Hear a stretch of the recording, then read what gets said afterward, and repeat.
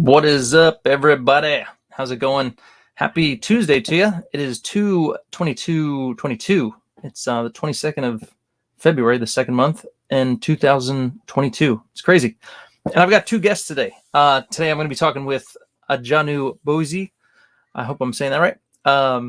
And then also later at 6 o'clock, I'm going to have Edwin Acevedo on as well to talk about the ace. But first, I'm excited to have Adjanu with me. This is kind of part of the prolific kind of series I'm doing.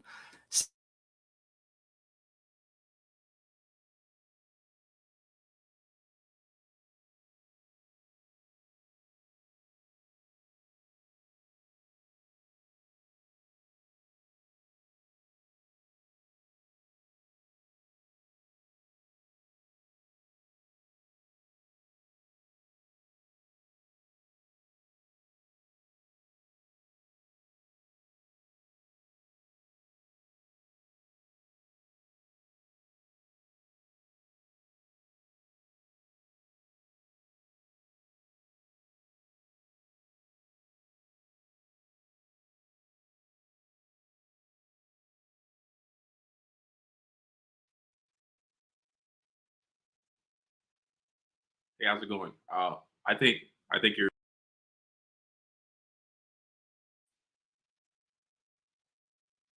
either I'm frozen or you're frozen, and because I'm seeing that you're frozen right now,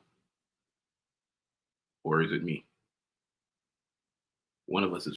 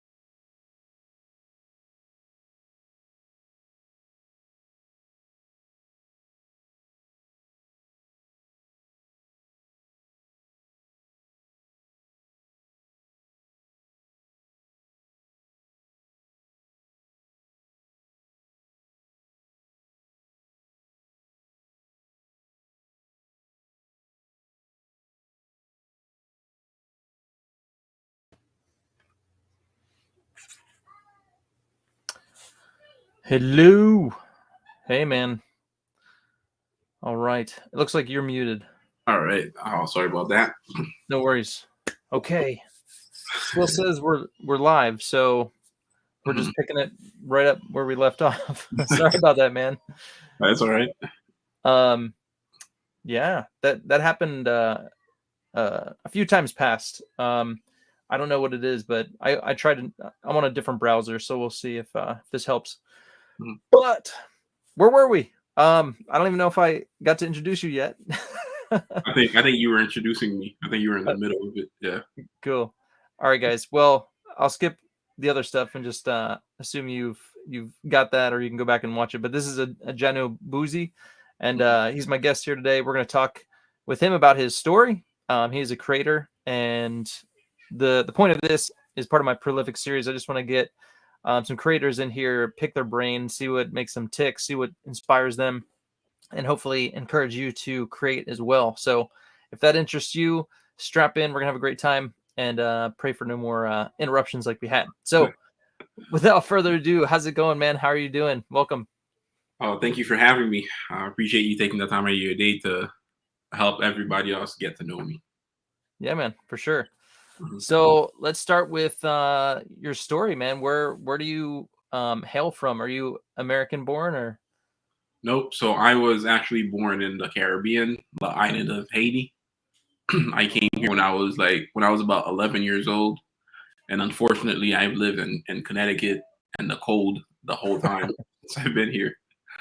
Man. Never enjoyed the warm weather of like Florida. Okay.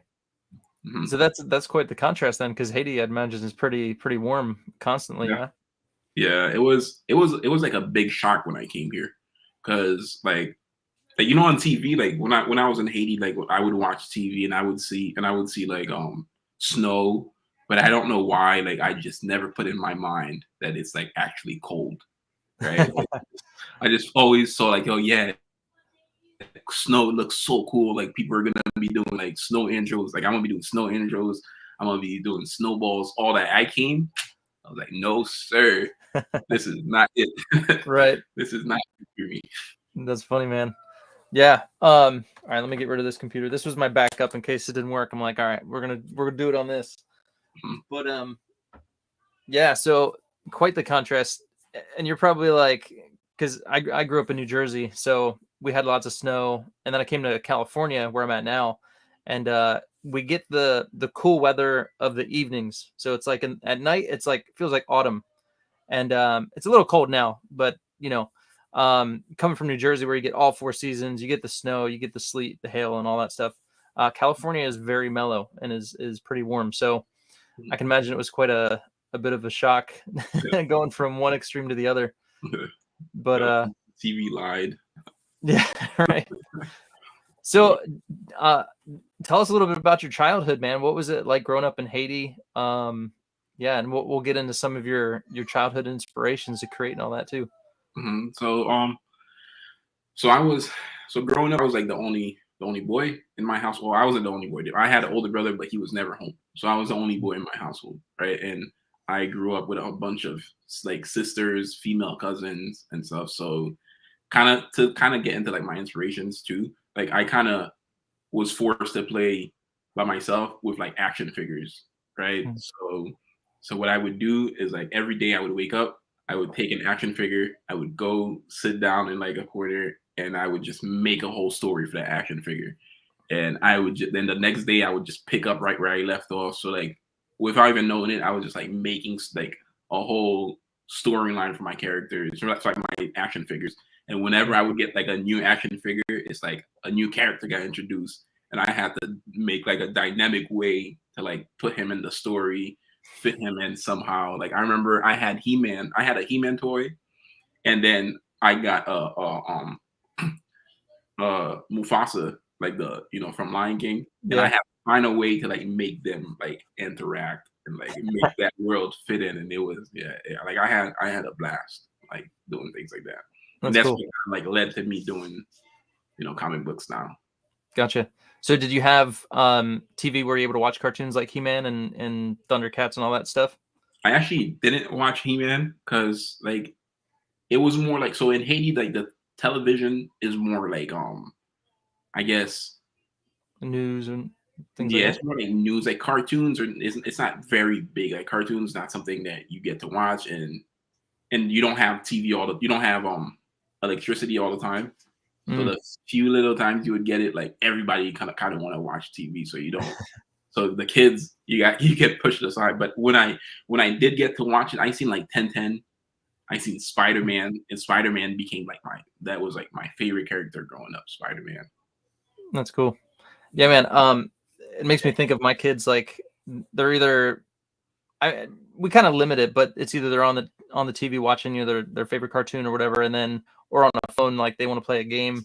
But like without that, like the creativity just flows. You know what I mean? When I'm like, guys, just turn it off, go outside and play. It's like, oh wow, this is really fun. I really like it. It's because Yeah. you're using your imagination, and it's like, so it's kind of spurring me to like turn off the TV more and just like kind of get them out and use their imagination and draw and stuff. Mhm. So cool, man. So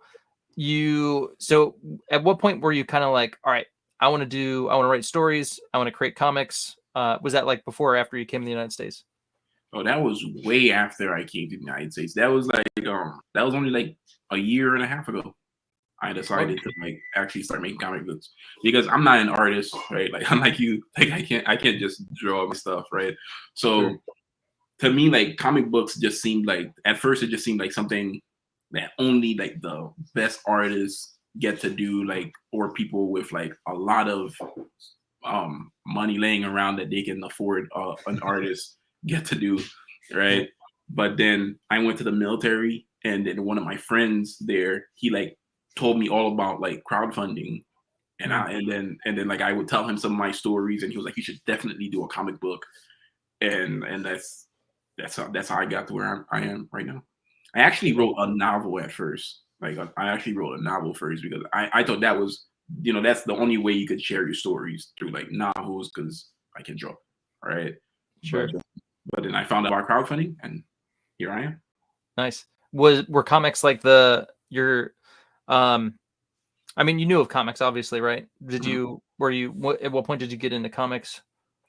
So I got like I got into I read comics here and there, but like coming when I first came here, I worked a lot, so like it's like I didn't have all the time for comic books. I always got the Spider-Man comic books. I always found time for those. Spawn, I remember I got a Spawn book. It was really good. Batman, like the regular stuff. Yeah. I watch I watch mainly like anime. Like I watch a lot of a lot of television. Hmm. Your Like book, Aslan, that kind of comes across like it's a cool blend. mhm. I kind of sense that like anime style in there. Is that what drew you to the artist for that book, for your book? Um, so yeah, kind of like I like obviously like I liked his art style, but I actually had a different artist at first, and then that artist kind of like thought the workload was too much and quit. And so I needed somebody like ASAP, and then I found him, and Gotcha. yeah, Yeah, it's a lot of work. It yeah, is, and so I'm amazed. Like, I got like the Jim Lee Artifact Edition. It's like the 11 by 17 book with all the original pages and stuff in it, and it's like them cranking that out in a month's time frame is just like it's mind blowing, and it's like Eric, get your act together, man. You got to go faster. But I'm penciling and inking my stuff, but still, it's like they had a team, so you have Jim Lee and Scott Williams, and I was listening to him tell a story how Wills Portacio would do layouts for this one book that they had to finish in 9 days, and it was okay, like Wilch did the layouts, Jim Lee did the finished pencils, and then Scott would ink it with them like trading on and off for backgrounds and stuff. So I mean and that's a studio environment, so they're all right there, and we don't have that luxury today. A lot of us were doing everything online and sending stuff in and stuff, but yeah, it is it's a commitment, and but your book is done, right? yep, my book is done. But Nice. and going back on that, like I remember when I first started with the comic book, I was like, okay, you know what? I'm gonna just draw. I'm gonna just become an artist. It can't be that hard. And I remember like I started, I did like I think I took a course I don't remember, or I just watch YouTube and I try to do like it was just a character. I just have to draw like a figure just standing straight. Hmm. And it took me like 2 hours, right? And I looked at it and I was like, this took me 2 hours. Like and it was like horrible. And I was like, you know what? I think I'm gonna stick to writing because the drawing like that takes like special skill, like patience, like it's a different like it's I give it to you guys. Like you guys definitely got it. It definitely comes with practice and time, and yeah. When I first started drawing, all my characters were like straight on. I Yeah. just draw a face, and then I draw a neck, and then stop there, and then draw another face, stop there. So it takes some discipline and some time for sure. But so okay, so you've only been creating for a few years, but as far as the Aslan story, I mean, how long did that take to create? Tell us about that, because I'm sure that took a lot more than a few years. Yep. So the Aslan story is actually like goes way back to like my action figure playing with action figure days, and then I kind of made that story then. But along the way, like when I really wanted to like make it into like a comic book, I read like books on like how to tell proper stories. Watch a lot of YouTube videos on like storytelling, like building characters. So I kind of just took like a story I had from my childhood, and I Mm, just put structure and outline into it, and I made it into Aslan. gotcha. Nice. All right. I'm gonna pull up the page just so we can eventually I'll show you guys some artwork and stuff. But let me think of a good question for you to tackle while I do that. How about you? So what's that? How about you? How long have you been creating stories? Gosh, probably since like high school. Mhm. Um, you know, comics is what got me into artwork.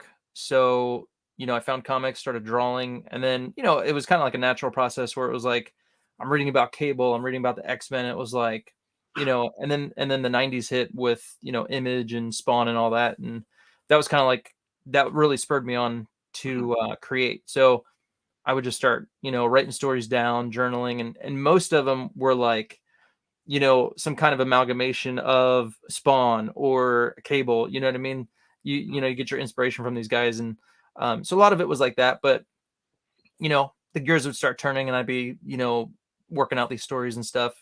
Um, and then, but like the Shadow Century book I'm working on now, that it comes it, over years. It's like you have pieces here, pieces there, and then eventually for me it was like, how can I put all these into one universe and kind of make them a team, and so you start getting the different characters together and things like that. And then for me, the thread that brought them all together was like the near death experience, where you have normal human beings, they have a near death experience, and then when they cross into the other realm and come back, it's like, well, now you've just brought the supernatural into our world. And it's like, all right, well, you can go 100 million places with that. So that was kind of the unifying piece of it, I guess you could say.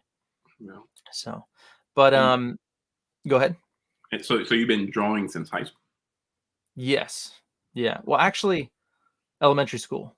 I started in elementary school, got a glimpse of my first comic book. I think it was like X-Men or something.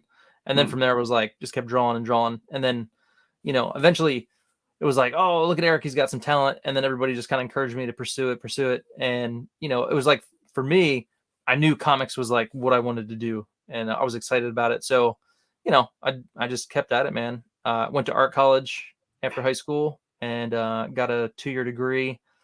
And then, yeah. So long story short, I moved to California, married my wife, and there was it was a company starting up. I don't know if you've heard of it. It's called Alias Comics, and they started producing some different books. They produced, I don't know if you know of heard of Gary Shipman. They were producing a book called Packin's Land for Gary Shipman. Um, gosh, a bunch of different books that have now gone into different publishers, but people may have heard of them. So I met Mike Miller, I met Brett Berner, and that kind of got me in the door to starting my career, I guess you could say. So yeah, so Nice. good times.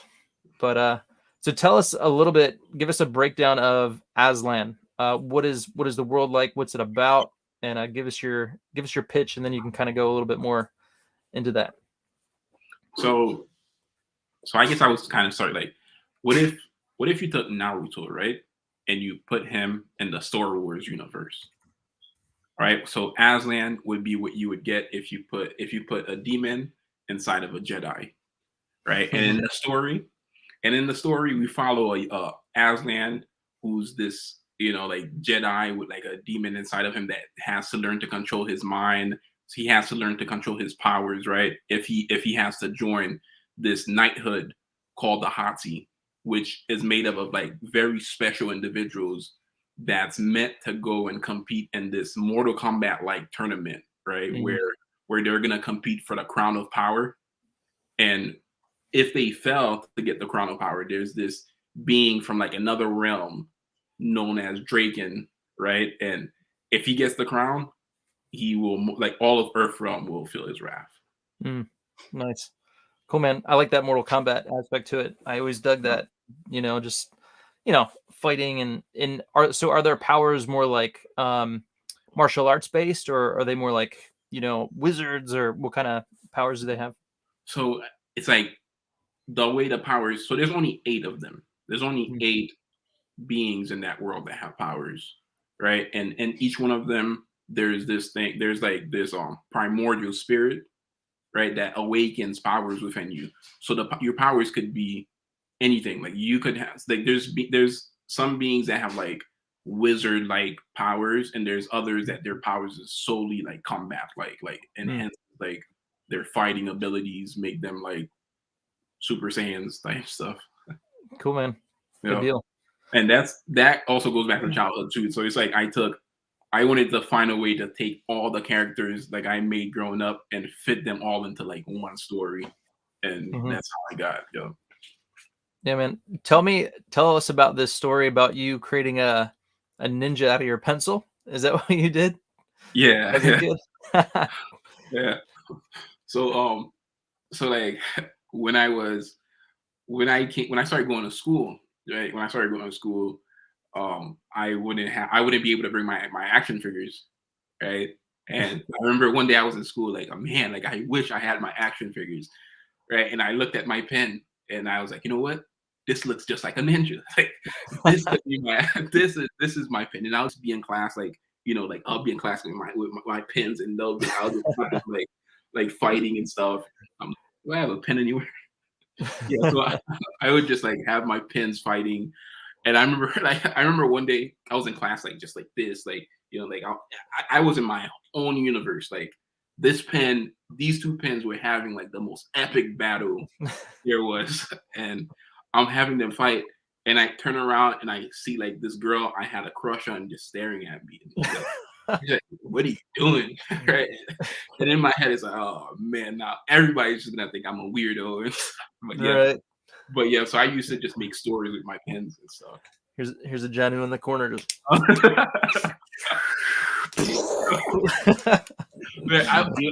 the crazy, I would do that too. Like I would make sound effects like, Oh man. I'll be like, even when I got home, like I'll be like I was like 17 years old still doing that, like walking around like my pen is just following me around. Just You like got it like in your back, like my ninja friend, man. He's my ninja friend, and just talking to him. All right, your goal or your I'm gonna give you an assignment if you have time, right? Do a like a like it's you, right? And then you have like the dream effect, like and then like you like flash back to Adjanu as a kid, and you're like sitting in a classroom just like recreating this whole battle scene. Dude, that would be epic. I want to see that. But cool, man. So okay, so the Aslan story is taking a long time to come about. It's a whole universe. It's not like this isn't like a one-off type thing for you. This is a book you're gonna continue to make. As long as everything goes well and you're able to crowdfund. But take us through like what's your long-term goal for Aslan and the Awakening and all that. So Aslan the Awakening is meant to be like the introduction to that universe, right? Because so it's the universe is made up of like 5 realms. Aslan lives in one of them, right? Mm. So So my long-term goal is to pretty much tell the story of each one of the 8 awakened beings, right? Like, yeah, so pretty much tell everybody's story. Gotcha. I'm gonna pull this up just so people can have a look at the art, and you got the symbols there and stuff. It's really cool the way you have it laid out. So just to give people an idea. So here's I really like this cover. That is rad. Yeah. So character wise, who's the dude on the top left? And if you want to just kind of walk us through some of the characters and what people are going to find in the book for this first one. I actually have all the characters below if you want to. Oh, okay. Yeah, let's do that. Yeah. Below the pages here. Yeah, below the pages I have like Here right here. Yep. Okay. So this one, this is Aslan, right? This is the main character that we're gonna be following throughout the story. He's a Oaken, which means like he's human, but he's also like his father is from one of the other realms. So he's half human and half elf like creature, right? And cool. His thing, and inside of him, he has the chaos primordial. So it's really like, so for him, it's like getting control of all the chaos within himself before he can unleash that power without. Very cool. I'm gonna put us down here. Oh, wait, there we go. There we go. Get this a little bigger. All right. Next, we've got Zion. So this is Zion. Zion is the primordial of Earth. So remember how I said there's 5 realms, right? One of the realms is like the primordial realm. So there's no there's no awakened being there. But in each of the 4 realms, there's at least 2 primordials. And Zion is the primordial for Earth realm. So nice. with him, he's like the prince for Earth. All he wants to do is protect his world, right? Because if he fails, because failing the test to get the crown would mean another realm gets it, and whatever realm has the crown controls everything. He feels like it's his duty. Like from birth, he's been raised to like get the crown or you're a failure, So right. Who did the designs of the characters? Because I really dig the designs of these guys. Cool. It was Angoro. You can find him on Instagram. That's where I found him. Angoro. And yep. Was he the first artist you had on the book? No. He just did the character designs. Okay. Very cool, man. Yeah, these are rad. And this is not his artwork though, is it? What do you mean? Did he do the artwork we're looking at, or is this Jacob Noble? Oh no, so Angoro did this artwork. Okay, gotcha. All right. I just want to make sure. This one was done by my initial artist. Okay. All right. So this guy is a big part of the book. Tell us a little bit about him. So this is the Ujda, right? Ujda is he's the one that had the crown prior, right? So he's the one that's been maintaining peace throughout all of the realms. He's the one that's now his time is coming to an end, right? Like his time is about to come to an end, and he was gonna just give the crown to someone else, right? But because of greed, he was forced to make like a tournament. He was forced to make the tournament for the crown. Gotcha. All right. And is it Gaia? Yep. So this is Gaia. So this is Gaia. She's like, you could say she's like one of the antagonists, but her focus is more on like doing the right thing for the 5 realms, because her life energy is connected to the 4 realms, right? So she wants the best thing for everybody, and if that means getting rid of all the humans, then that's what has to be done. I was gonna say, when you said that, it's like, oh, she wants to save people, but then I look at like the demons around her and stuff. She's got a bad vibe to her. So I dig that, man. That's cool. Are you familiar with like Mother Gaia, like from like Greek mythology? I've definitely heard of it. I don't know like all the mythology behind it, but yeah, I've definitely heard of her. Yeah. So something like when people like hear about it, it's like, oh, Gaia is like this motherly figure that cares so much. But if you like look into like the things that she does, she does not play around. Like she will destroy you if she thinks you are destroying her world, she will kill you. All right. Cool, man. All right. Draken. Here you go. So Draken is the we could say this is the antagonist, but the way I kind of wanted to do the story, he initially this was gonna be my protagonist, right? But I felt like the way his story was, he would be like he has so much reasons to be like bad, right? So I just made him the antagonist. But yeah, so he's gonna be the main opposition to Aslan in the story. And he's the primordial of death. Gotcha. Of theft? Death, like, you know. Oh, okay. Yeah. That's his realm. Gotcha. Yeah. All right. Got a few more. Nice. And this is Kiesi. She's the female primordial of Earth. Her thing is so Zion is from the upper class, right? But she's from the lower class, right? She's poor. She was born poor, and her thing is she wants to be the one that earns the crown, so that way she could spread the wealth of the crown, the power of the crown for everyone, so everyone can benefit from it, and not just the elite get it and they just keep the wealth for themselves. Gotcha. All right. Barak. So Barak is what we call an architect, right? In that world. He doesn't have a primordial per se, but it's like his mind has been enhanced, and he can be very smart in one area, right? And he's chosen nanotechnology to be smart and cool. And so he's the one that trains everybody else. Nice, cool, man. So as far as your process, because I like delving into this with writers and creators, because like for me too, like when you're sitting down, you're writing, is like everything like on loose leaf paper, just kind of like spread out, and I got books over here, I got books over there, or is it like, because for me, like I've been creating for so long, I've got like stuff down here like in storage that I've been creating for years, and I could like go back and look at stuff. But do you have everything organized on a laptop, and you got all your documents? Like how do you be productive and keep all this huge universe combined, like, in a way that's not like just you're going crazy, like, oh yeah, what was that idea I had, 5 years ago? Yeah. Thing. So actually the way I do it is I think the whole process through first, right? Like I think the whole universe, like the whole story, like I just think I don't really write anything down at first. I just think about it, right? And then I make it make sense in my head over and over. I retell the story over and over in different ways. And then after that, I'll start writing things down. But when I write it down, I'll like write something in this page, and then the next page, it'll be something completely different. So if somebody was to come here and they think they're just going to take my notebook and they got the story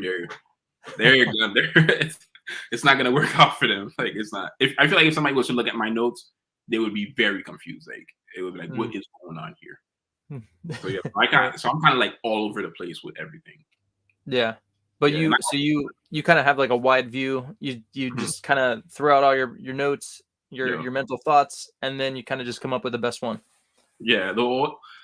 So what I write down is already the best one. It just I make it better. Yeah, I make it better as I write, because I'm pretty sure you as a creator you have that too. Like sometimes like you'll write something and like, yeah, this is the story, and then you'll on your way home while you're driving, like, yeah, actually it would be way better if I make it this way, right? Sure. So then I'll go back and I'll change it. Yeah, especially like I have everything like written down, and it might not be like panel per panel per se, but it's like scene by scene. But then when it comes to the drawing board and I'm actually drawing it, it's like I'm thinking through the whole scene like over and over and over again. And then, it's like when it comes to put the pen on the paper, it's like, all right, I've thought it through and I know, okay, this is better, and I'll change my script to make sure it translates better on paper. Yeah. But, now that come to think about it, I think it's different. I think it's different because you're actually drawing it. Right. So I think that's it. It's way like it's definitely different, because as you're drawing it, you could definitely like make things better. Like, yeah, this is gonna be way better if I do it this way. For me, it's just like I'm gonna send it to somebody and what they send me is what I see, and it's like, okay, nice. Exactly. As the writer, it's like you need to make sure whatever you're giving your artist is like that's it. Yeah. Do you give your artist any wiggle room for like if he sees something like, oh, I think this would maybe look better? And then too, this depends on how you write your script. Like, are you very detailed? Like, I see this person in the foreground, that person back here, or is it like kind of broad and you give the artist kind of the ability to do his own layout, kind of figure out how he thinks it would look best? How do you approach that? So okay, so the artist I'm working with now, which is Dilla Draws, right?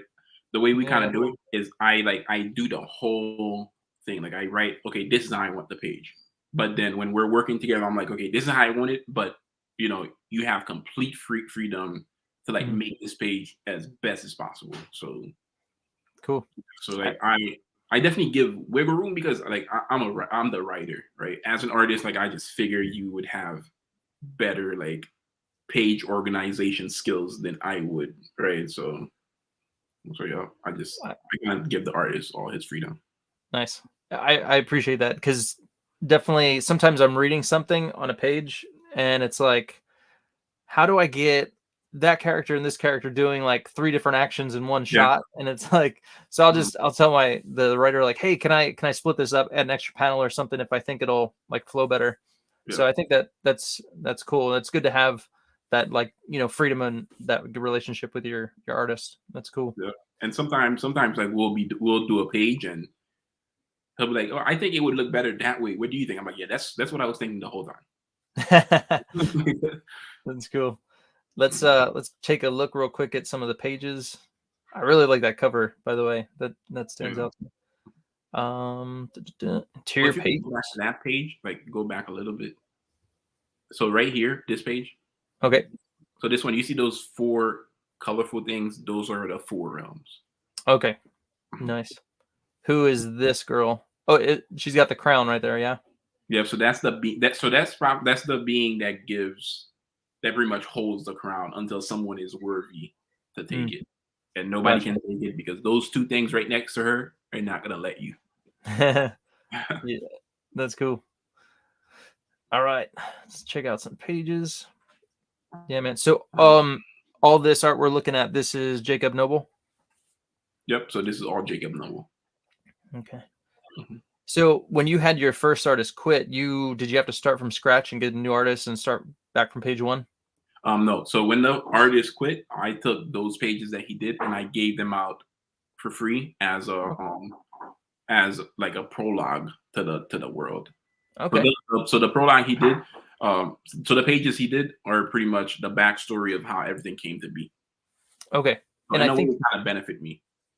yeah, Yeah. you have is that something everybody gets? Because I did see that in there. Is that like a perk that they can get on the side? Yep. So everybody that backs the book gets the 6 pages just Nice. automatically, but they're gonna get them as a PDF. Like they're not gonna be printed. Okay. Gotcha. All right, cool. Yeah, man.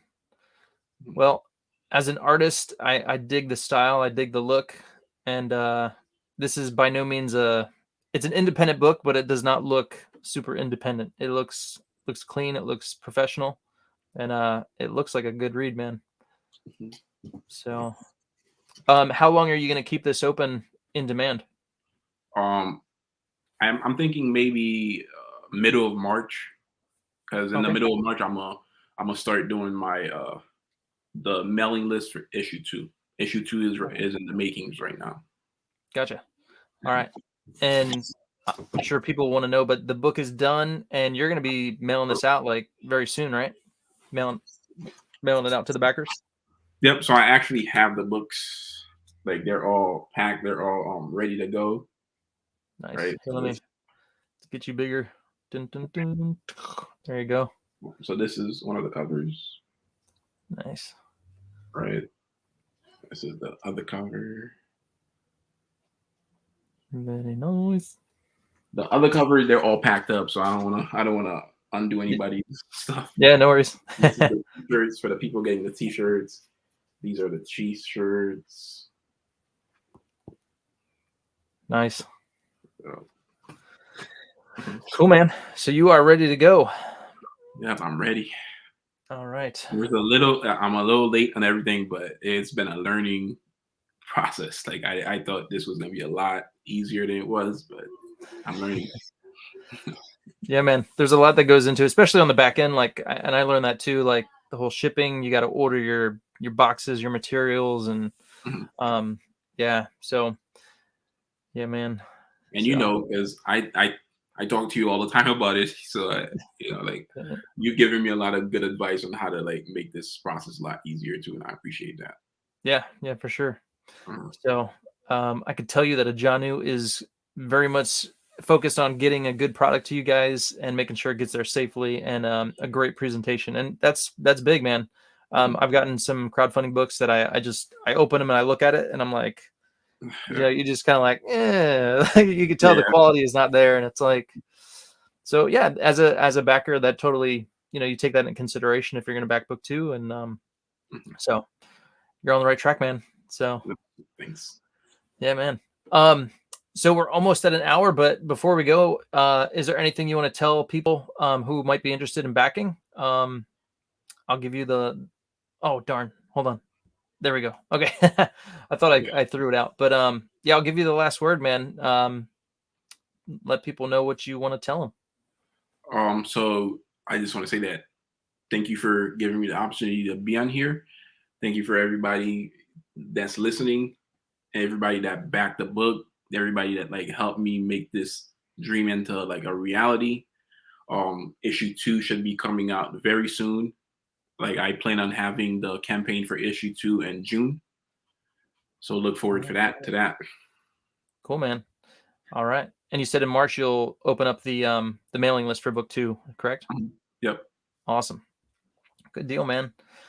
Well, how about we'll set up something to we'll have you back on in March and just kind of promote the mailing list too, and just kind of we'll talk some more. It was fun, man. Yeah, it's been great. It's been So great. I'll be looking forward to that video of you playing with your pens Uh, and the. yeah. uh, So I'm in the military, right? I don't know if my commanders would enjoy seeing that. Like they'll be like, "Wait, that guy's not, we have to get him out now." right. Yeah, so I don't know what you're talking about when you said the pins. Okay. All right. Um, do you have a YouTube? Because I saw that you used to have a YouTube channel where you would go over some of the ideas that you had or something, or do you still do that? So I don't really do that anymore, Okay. but I still have the YouTube page. It's called Star Sky Comics. Star Sky underscore Comics. Good deal. And I will. So I'll promote this on my website, but I'll get all your Instagram and stuff so people can follow you there if they want. You're Thank you. at Twitter, Star Sky Comics. So I changed everything to Aslan underscore Okin. Okay. OKIN. Yep. Okay. Yeah, I was trying to tag you as Star Sky underscore comics, and it Yeah. was like it wasn't popping up. I'm like, what Mhm. happened? Yeah. So all Yeah. right. So So from what I hear, I guess it's better to promote everything as the book of your as the name of your book instead Mhm, of doing it as like the company. gotcha. Okay. Mhm. Yeah, man. As the artist, I know it's probably different for me because it's like, everybody knows me, so it's like I just promote all my stuff under my name. But for a creator, I'm sure that's probably better. So Yeah. good deal, man. All right. Well, I hope you guys have enjoyed this. Give Adjanu a follow if you're on social media and all that good stuff, and please check out the website on Indiegogo. I have the link in the description. And yeah, so thank you guys for being there. And again, I'm going to have another guest on, Edwin Acevedo, at 6 p.m. Pacific. So if you guys aren't busy, check it out. So cool, man. Thank you, Janu. It was great talking with you, man. Have a good Yeah. night. Thanks for having me. All right. Take care, guys.